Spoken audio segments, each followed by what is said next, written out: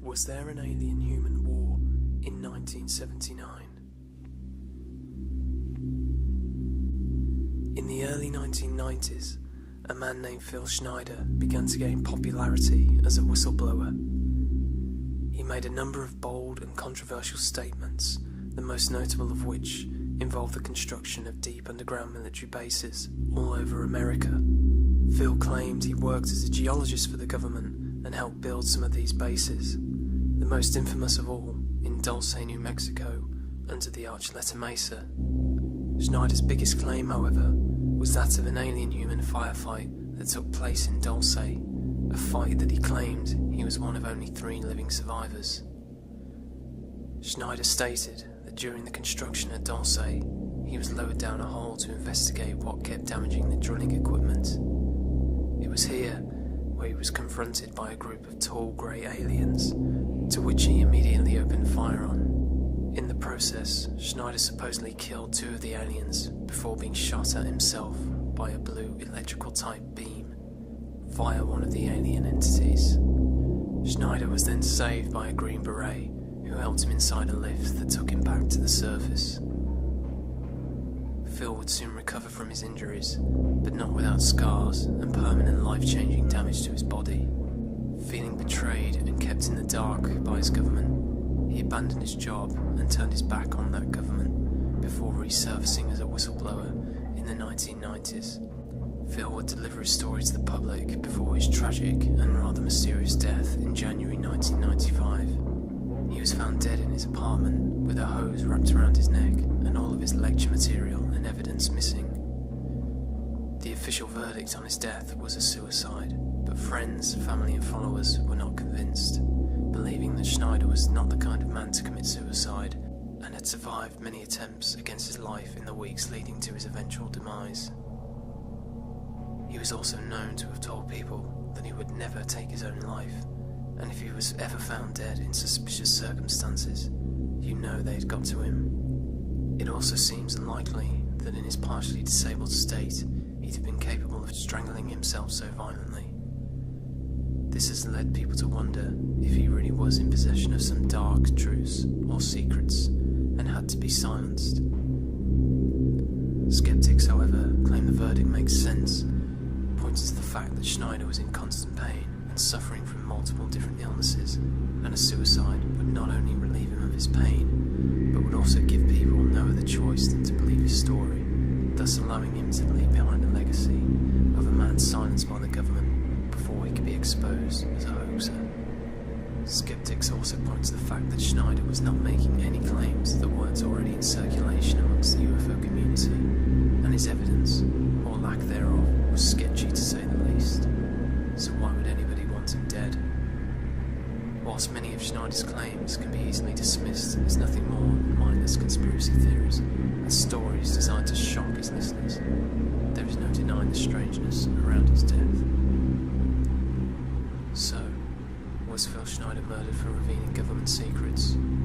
Or is his story one big lie, followed by an elaborate suicide?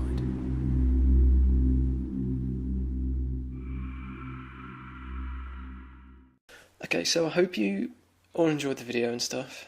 What I want to do now, I mean, you can end the video there if you want, I guess, but what I want to do now is just give a more personal opinion on what I think happened to Phil, and what I make of his story, and just address some of the issues with what he says. Okay, so Phil Schneider's story is definitely a crazy one. His conspiracy theory about DUMBs or deep underground military bases is pretty mundane as far as conspiracy theories go. It's this idea of an alien-human firefight what I'm interested in, because it's unlike anything I've ever heard of. It's actually probably one of the few, or one of the only claims or ideas I've heard about that actually depicts an alien-human conflict. Like, you get a lot of alien interaction and communication and whatever, but never an actual fight or battle. So, because of that, this is definitely something worth looking at and investigating, I think. And I wanted to do a lot of research on Phil Schneider because that's the obvious place to turn to. Now, there's very little on Phil Schneider anywhere online. I remember way back in the early days of YouTube, where I first watched his videos, his lectures, wanting to find out more about him, but there was never like a Wikipedia page or anything like that. And I remember a rumour going around that his Wikipedia page just kept getting taken down. It just kept being removed and shut down. I can't say if that's true or not because I never saw it for myself, but I do find it interesting that that something like that just isn't around. There's no Wikipedia page about him, but we can look past that. As far as appearing genuine in his videos, I'm not really a psychologist, so I can't really say. I see a lot of people say that he seems particularly nervous, or, I've even heard people say that he appears drunk and, delirious, but honestly, I just think he says in his video that he's not a great speaker, and honestly, I believe him.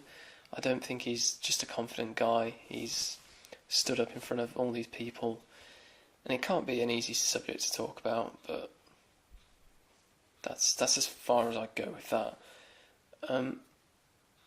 In terms of his story, there is a lot of holes in it. I know that Phil has never gone out and proven the location of these bases. I mean, a guy like him is going to know this kind of information. He's refused to take people to the entrances, particularly of Dulce. And that would just be a very quick, easy way of proving that you're telling the truth. So that's a mark against him. My problem with his lecture, and I'm going to refer to one lecture in particular because it's the one I know the one I know more than the others. And I found in this lecture that he goes off on a tangent quite a lot. He talks a lot about patriotism and kicking the parasites out and having a problem with officials and gaining the country back. It's kind of fitting with modern times, actually, the way things are with Donald Trump and stuff. But I almost get the impression that Phil is using this alien narrative to sort of pursue his alternate agenda, which is, I don't know what that is entirely. It's probably got something to do with rearranging the politics, or the politics that were at the time in America, the people in charge. That's my take on it anyway. I could be wrong, but whatever. The main hole in his story is that the numbers he gives just don't add up. So take, for example, what he says about his time for the government. So he said he worked for the government for 17 years. Now, he was born in 1947. So in 1979, when the Dulce incident took place, he'd have been 32. And that's assuming that in 1979 it all ended, which I assume it did, because the incident at Dulce is what kind of turned him against the government and made him hate everybody. So in 1979, if that was the end of his 17-year-long career, at the age of 32, he'd have had to have been about 17 or 18 when he first started those 17 years, which is a hell of a stretch. I mean, to work as a geologist for the government, you'd need much more time to get degrees and certification and things like that, which is just impossible to do at the age of 17, 18. And that's another problem, actually. I've never seen any certification or degrees from Phil. I know he's dead now, and this will probably never happen, but I'd have thought if you were going to go out and make such a big story, you'd provide the evidence and show people that you had got degrees and stuff. It's the same with Bob Lazar, I guess, just no degrees, so it makes your story a lot harder to believe. I did come across an article online that says something about his character, and it comes from a former flatmate who claimed to have lived with Phil Schneider between, I think, in the 60s, 70s, in 1977, he says. And what he says is that Phil was quite an unusual guy. He had a lot of mental problems, a lot of mental health issues. I won't really read what is on the screen, but you can get an idea of what's going on. What I will say is that this is just another story, and there's no real evidence to back this up. So there's no reason for us to believe this any more than Phil Schneider's own story. If I wanted to be satisfied, I'd like to see some kind of picture with Phil. Like if you were living with him, it wouldn't be too hard to prove that you lived with him at some point. So I'd like to see that, but there's no proof of that. So all I'm saying is that we should probably take this story with a pinch of salt. So Phil has evidence, supposedly, and he has it in two forms: rocks and photographs. The rocks, it's very difficult for anybody to talk about because we can't see them close up, so we can't possibly say whether or not... We can't comment on them because we don't know what they look like. So there's not much I'm going to say about that. In terms of the photographs, he presents two pictures. One of a neutron flash cloud, which apparently shows a UFO. Honestly, that's something you could sit and debate all day long, so I'm not going to get into that right now. The other picture is of an alien called Val Valiant Thor. Now, according to Phil, this picture is of all the nuclear scientists of the day, some of the bigger names there. Phil's dad is also in the picture, right here.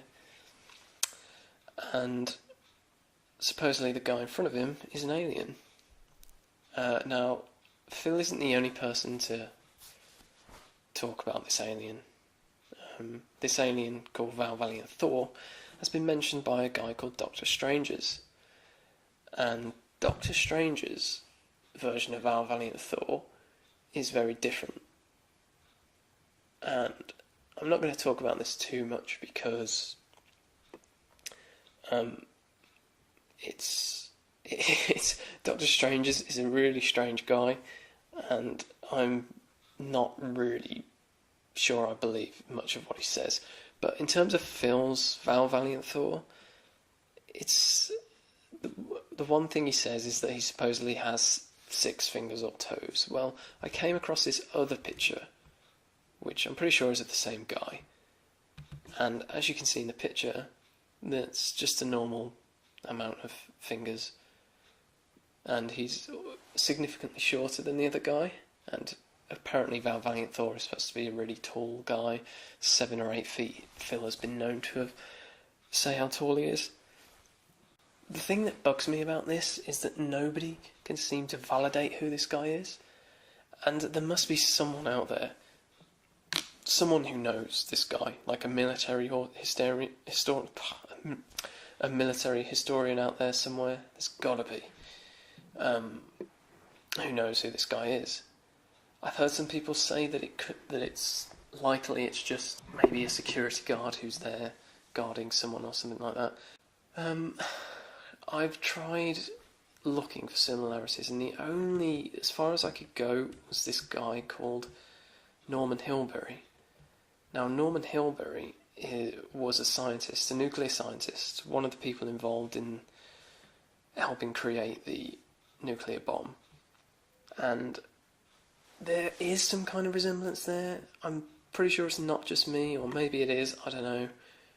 But, I mean, the ears and the haircut, the bone structure, it kind of looks similar to me.